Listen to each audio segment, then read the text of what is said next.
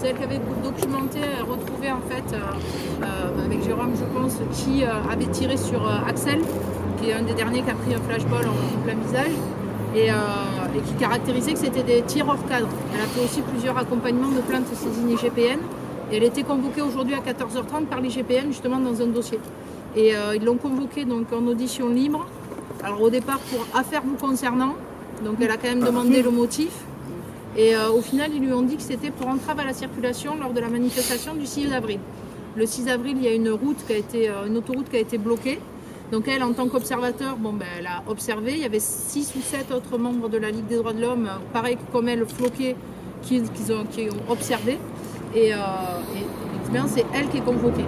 Donc elle a été convoquée en audition libre, étant donné qu'on assume ce qu'on fait, puisqu'on participe à l'observation neutre en fait, de ce qui se passe, et que le Conseil d'État a admis dans la décision sur la LBD 40, sur la base de nos rapports d'observation, les violences effectuées par les forces de l'ordre comme étant hors cadre.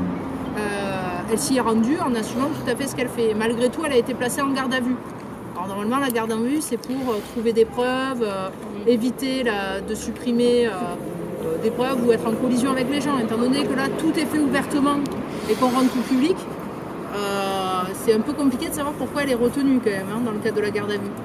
C'est vrai alors elle a un avocat, Alain Autant, qui l'a accompagnée ce matin, et on pensait tous qu'à 11h30 elle sera à la conférence de presse en fait. Vraiment, on ne s'attendait pas du tout à une garde à vue. Donc notre national vient de sortir un communiqué en fait, et entre nous c'est la première fois depuis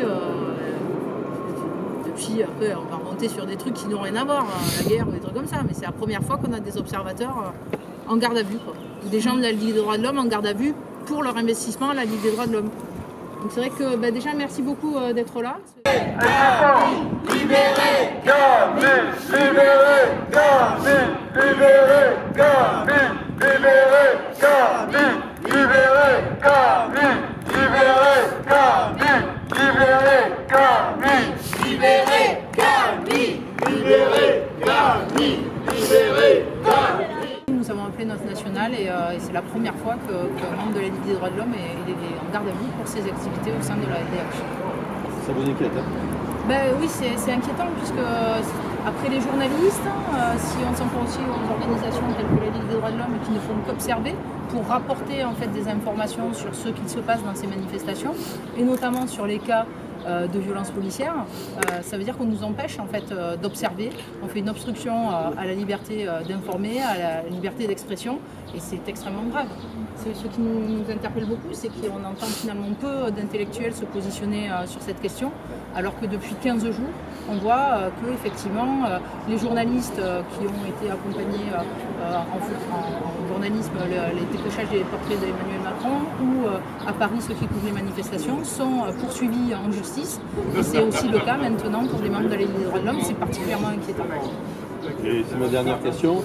Vous voyez une atteinte aux libertés fondamentales, hein, que ce soit pour le journalisme mais pour les simples citoyens. Oui, c'est clairement une atteinte aux libertés fondamentales qui normalement régissent notre pays. Alors jusqu'à présent, il n'y avait pas de statut de protection pour les observateurs parce qu'il n'y en avait pas besoin.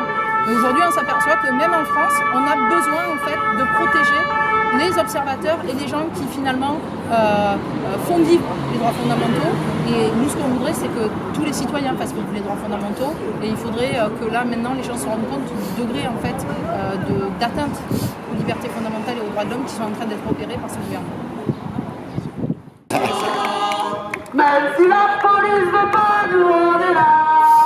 Pour la Ligue des droits de l'homme et pour les gilets jaunes. Même si la police veut pas, nous on est là.